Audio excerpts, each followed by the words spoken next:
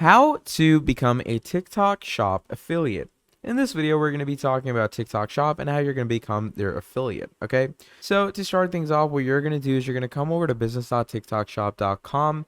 Now over here, you're going to scroll down to where it says TikTok Shop for you. Now here it says, I am a seller, creator, partner, affiliate. We're going to go over to affiliate and we're going to click on learn more from here.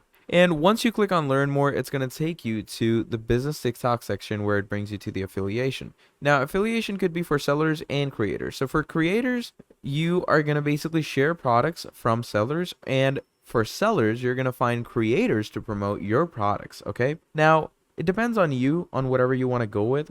So let's say I'm going to go with a creator because that's what mainly affiliation is. You're going to take products from sellers and showcase them to the world.